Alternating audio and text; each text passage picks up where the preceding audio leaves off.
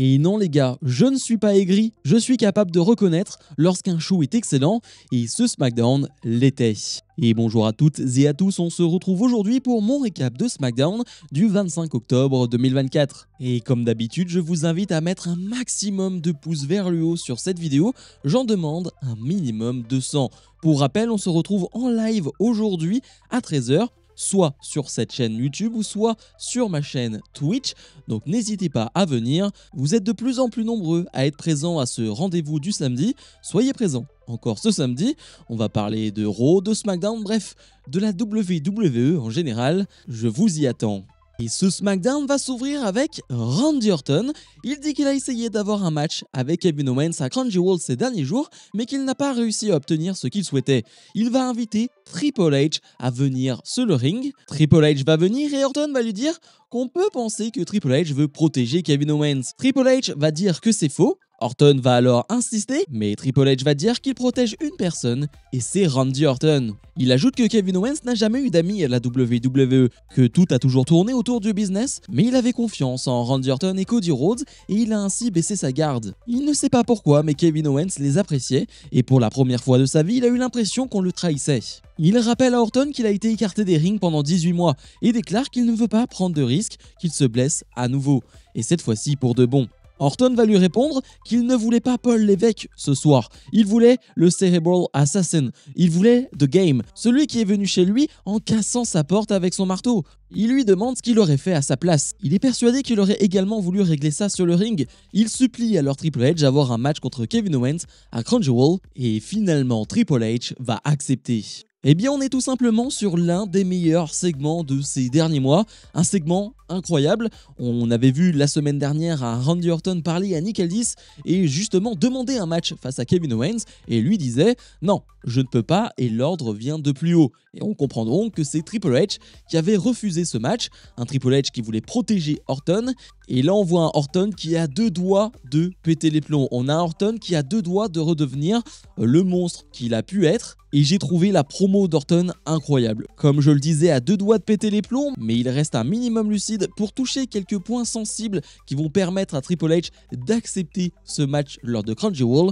Ouais, c'était vraiment du très très lourd et je pense que c'est simplement une première étape concernant un Randy Orton qui, je pense, va pas mal changer au cours des prochaines semaines. Carmelo Hayes fait face à Andrade pour leur 7e combat, sauf que cette fois-ci l'arbitre spécial c'est le champion des États-Unis LA Knight et que le gagnant de ce match affrontera LA Knight lors de Crown Jewel. Déjà on est heureux, le titre de champion des États-Unis va être défendu lors d'un PLE, ça c'est une excellente chose et on va avoir un combat de 5-6 minutes qui évidemment est excellent, va mériter les This is Awesome du public, sauf que cette fois-ci le match va être totalement différent. Parce qu'on a un LA Knight qui est champion des États-Unis, qui est arbitre spécial, qui d'ailleurs garde sa ceinture lorsqu'il arbitre. Je ne sais pas si ça a déjà été fait, mais c'est plutôt drôle de le voir se trimballer avec sa ceinture pendant qu'il fait les tombées. Mais on va jouer énormément avec lui. Melo et Andrade vont le mettre sous tension à plusieurs reprises. Ils vont se servir de lui pour porter des tombées, pour porter des coups.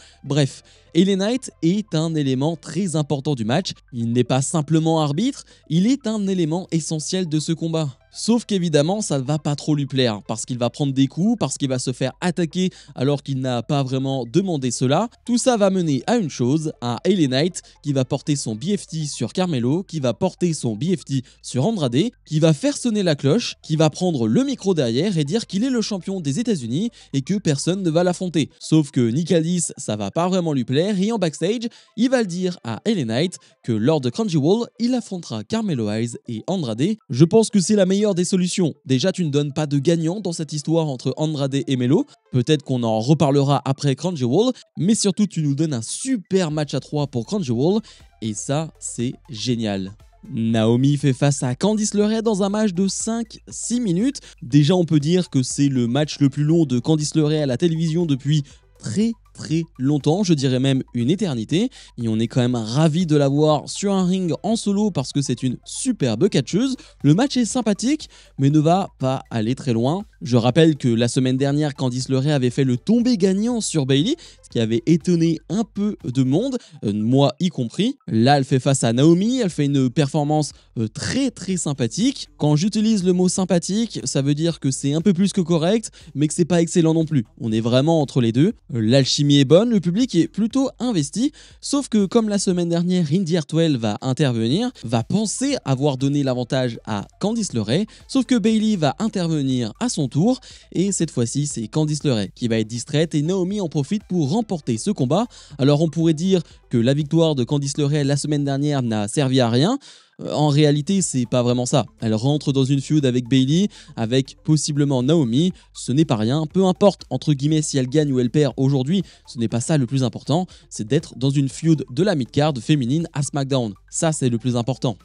On se retrouve sur le ring pour un segment entre Cody Rhodes et Gunther qui s'affronteront la semaine prochaine lors de Crown Jewel. Gunther commence par dire qu'il n'aurait pas dû mentionner la fille de Cody Rhodes la semaine dernière car c'est uniquement le prestige du championnat Crown Jewel qui l'importe et rien d'autre. Il trouve que Cody Rhodes cependant est dramatique et en fait toujours trop. La seule raison qui le motive lui, c'est lui-même. Il dit qu'il est le meilleur catcheur de cette compagnie, donc sa raison, c'est d'être à la hauteur de lui-même. Cody dit qu'il est fier d'être dramatique avec ses Cody Crybabies. Il reproche à Gunther de ne pas assumer les responsabilités qui impliquent le fait d'être champion du monde. Il était à Las Vegas ces derniers jours pour la promo de WrestleMania 41, alors que Gunther, quant à lui, n'a pas fait le déplacement. Gunther va directement le contredire et dire qu'il connaît ses responsabilités, mais il a simplement l'audace de refuser, de dire non. Il a dit non au boss, il a dit non aux médias, il a dit non aux fans. Il pense que Cody Rhodes n'est pas capable de dire non et qu'il n'est qu'un serviteur. Cody va lui répondre qu'il n'a rien d'un ring général, il n'a rien d'un général car il ne dirige personne. Il ajoute que Gunther se trompe, Cody a du cran. La preuve, il est capable d'envoyer le premier coup et c'est ce qu'il va faire. Une bagarre va éclater entre les deux mais Ludwig Kaiser va intervenir, puis Randy Orton va venir au secours de Cody Rhodes. C'était un excellent segment là aussi. La semaine dernière, je n'avais pas trop aimé la promo de Cody Rhodes qui, sans Gunther, avait beaucoup moins d'intérêt, beaucoup moins de sel.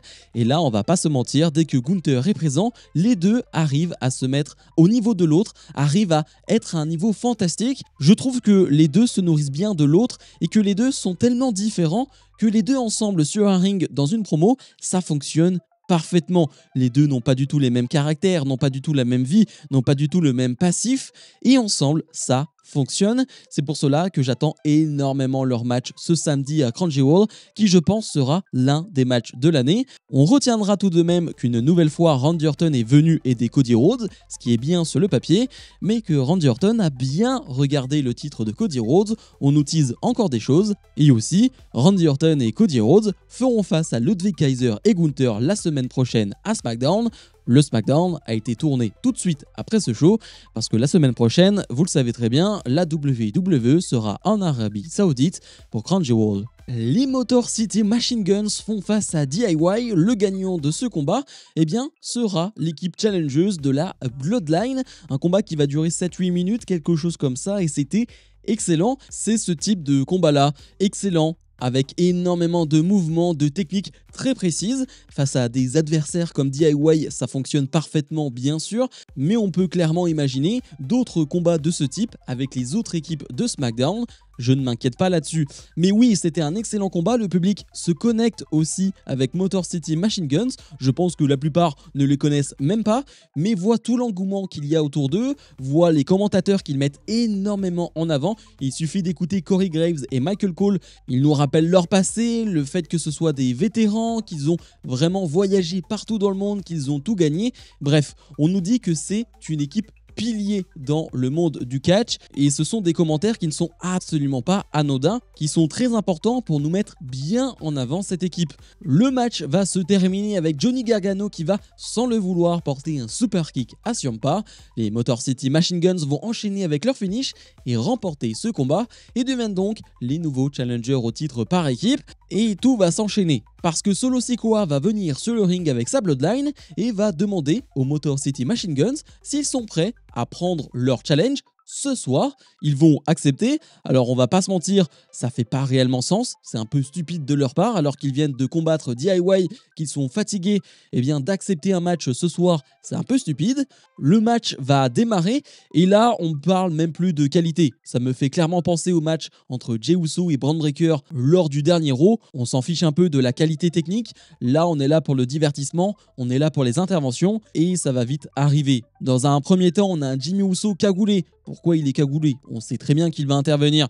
Qui va intervenir justement. Dans un deuxième temps, c'est Roman Reigns qui va venir. Les deux vont faire le ménage et du coup on se retrouve dans un match simplement 2 contre 2. L'arbitre va se retrouver au sol et puis un autre homme cagoulé va arriver. Aussi, pourquoi il est cagoulé alors qu'on sait très bien qu'il va venir? Bref, ça c'est encore autre chose. Jey Uso va s'occuper de Tama Tonga et Tanga Loa. Les Motor City Machine Guns vont profiter de ces interventions pour remporter ce combat et devenir les nouveaux champions par équipe. Je rappelle qu'ils sont à la WWE depuis une semaine et qu'ils sont maintenant champions par équipe. C'est fort, très fort. Un Triple H qui n'a pas mis en place sa règle de patience et de on a le temps et qui leur donne directement les titres. Moi, ça me va. La Bloodline va avoir d'autres chats à fouetter, va avoir sa propre histoire. C'est bien d'écarter tous les titres possibles d'eux finalement. Et alors qu'on a déjà vécu pas mal de choses, eh bien sur le ring, Jey Uso et Jimmy Uso vont se retrouver et vont se réconcilier avec un énorme câlin. Alors je vous avoue que je ne comprends pas pourquoi ça arrive maintenant.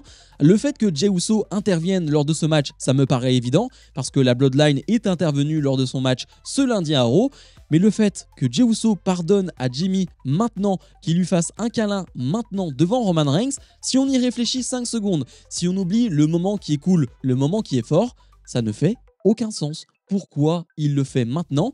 Je n'en sais rien. Bilan de ce SmackDown, de mon côté on sera sur un 9 sur 10. Et oui, un bon 9 sur 10. J'ai quasiment tout aimé lors de ce show, que ce soit les promos, Cody, Orton, Triple H, Gunther, c'était fantastique. On a vraiment eu du très très haut niveau à ce niveau-là, justement. Les combats aussi, et puis de la dramaturgie avec ce main event qui a 15 milliards d'interventions, qui met en jeu ses titres tags avec un bon dénouement avec les Motor City Machine Guns qui deviennent les nouveaux champions par équipe.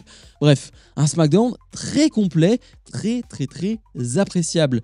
Excellente nouvelle aussi, Nick Aldis a confirmé que Bianca Belair et Jade Cargill défendraient leur titre de championne par équipe face à Io Sky, Kairi Sane, Chelsea Green, Piper Niven et Lash Legend Jakara Jackson lors de Crunchyroll. Et si je fais bien le compte, on sera donc à 6 matchs pour Crown Jewel. Pas de match de Roman Reigns comme j'ai pu l'imaginer à un moment donné, mais on aura donc 6 matchs. On arrête les cartes à 5 matchs pour ce show. Et bien moi ça me rend heureux. Pour certains, 5 ou 6 matchs ça ne change rien. On va pas refaire ce débat, mais pour moi ça change énormément de choses. Donc merci Triple H, 6 matchs. Je suis un homme comblé.